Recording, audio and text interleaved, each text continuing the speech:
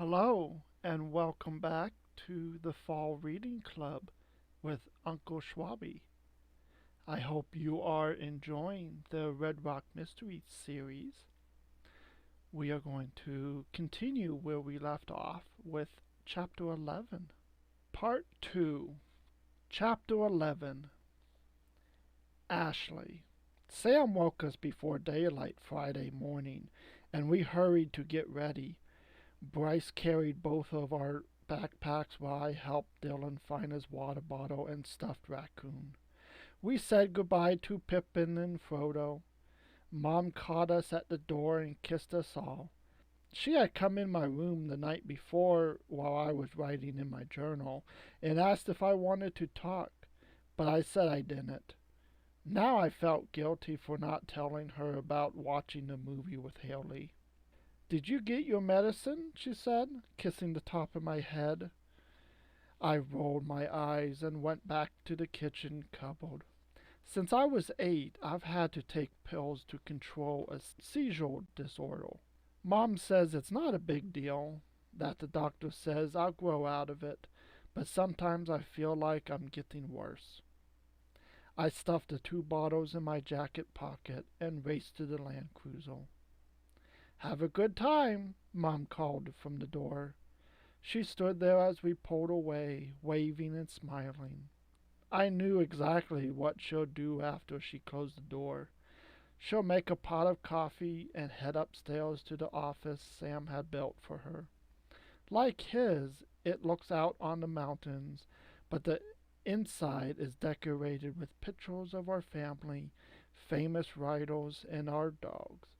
She also has knickknacks, candles, and quotes like, "Nothing, unless it is difficult, is worthwhile."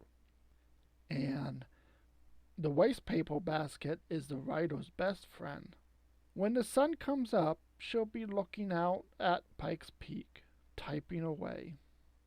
She says writing does something for her that nothing else does, but I'm not sure what. Maybe it puts her into a different world, and she likes that because her own world has been pretty painful. Bryce and I fought for the front seat. Sam finally said Bryce could have it on the way there, and I could have it on the way back. I pouted and tried to sleep beside Dylan's car seat as we rumbled south on I-25.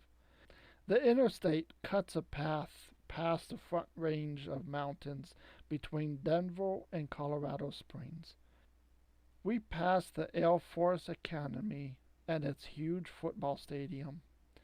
I noticed the exit for Focus on the Family and peered into the darkness to see if I could make out what's in and the giant green slide that runs down one side of the building. I noticed a lump by the road, and when we got closer, I saw it was a huge animal. "That's a bull elk," Sam said. "Wouldn't want to see the car that hit that thing." I wondered if the elk's family would miss him as much as we missed our dad. Soon we were heading west on Route 24 towards the mountains, and I couldn't keep my eyes open. When I woke up, we were parked in front of a grocery store.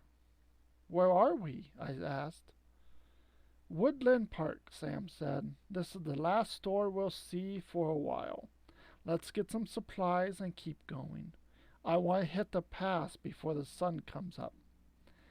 I didn't know what he was talking about, but followed him inside. He put Dylan in a shopping cart shaped like a car and pushed another one in front of Bryce and me. "Dylan and I will get everything for sandwiches and burgers," he said. "You two get the good stuff." "What do you mean?" Bryce said.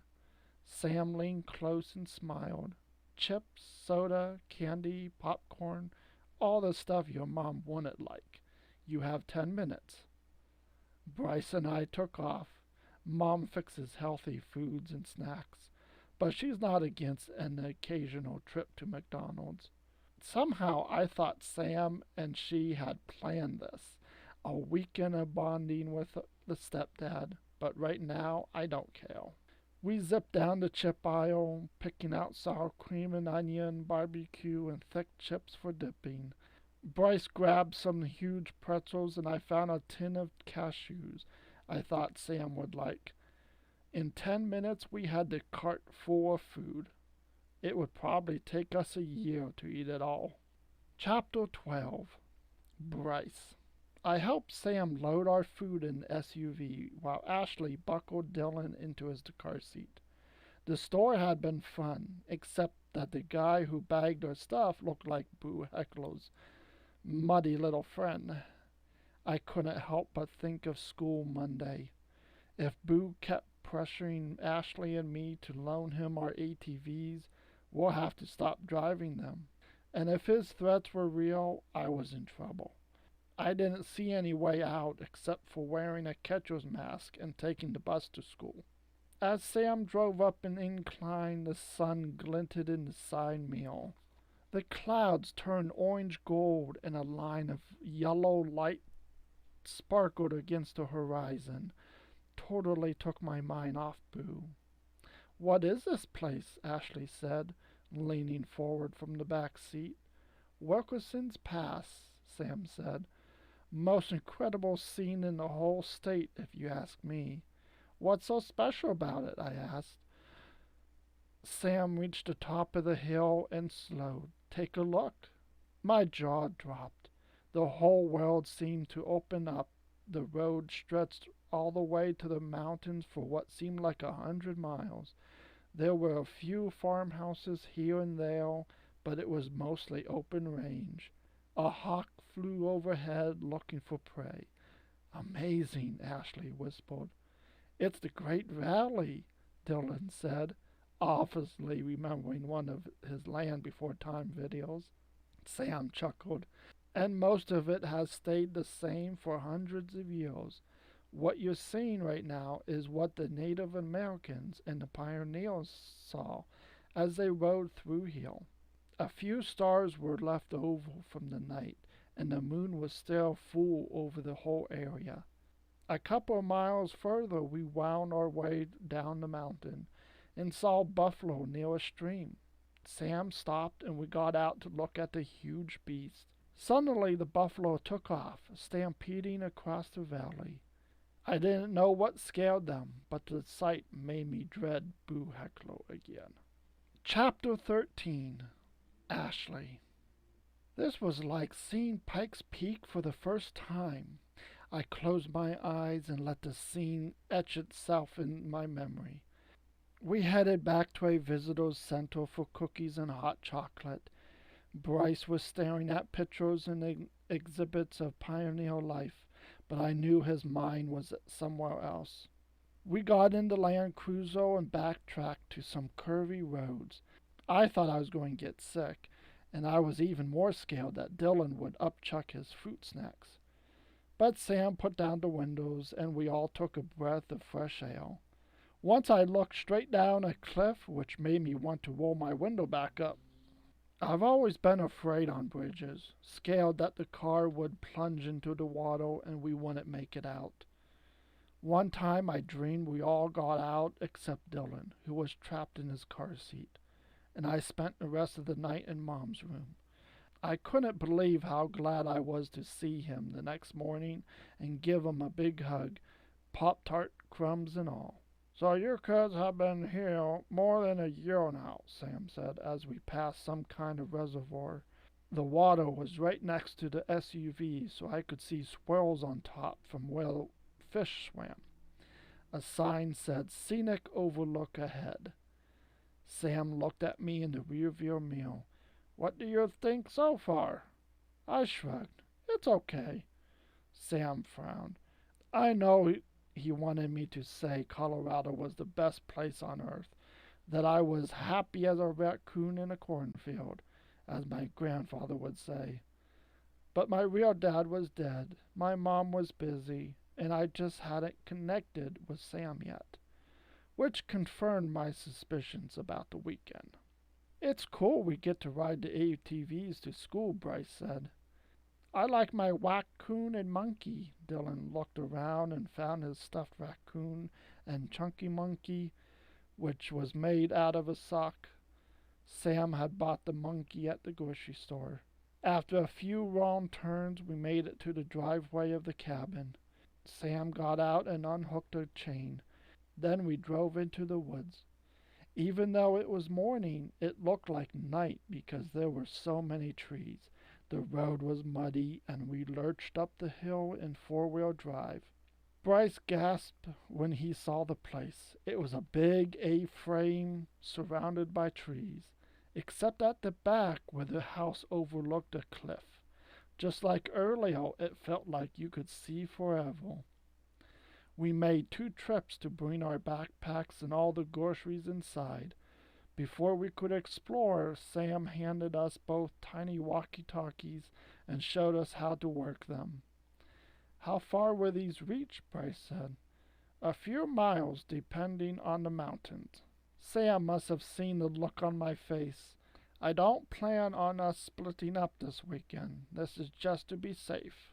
Chapter 14. Bryce.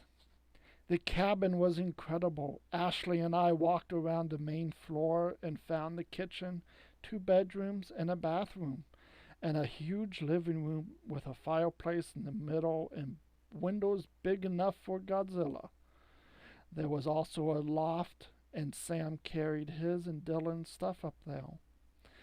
The view out over the mountain took my breath away, and the first thing I wanted to do was draw it for Mom. Ashley took a shot with her digital camera. Ashley claimed the best bedroom, the one with bunk beds. She said since she didn't get to ride up front, she had dibs. I threw my backpack in the next room. Then we headed to the lower level. Not only was there a ping pong table and a pool table, but there was also a real Lord of the Rings pinball machine with lights and bells and buzzers. At one end of the room, a TV was hooked up to the satellite, and there were a bunch of movies in the cabinet underneath. Guess that's for if we get snowed in, Ashley said. I wouldn't mind getting snowed in here for the rest of my life, I said.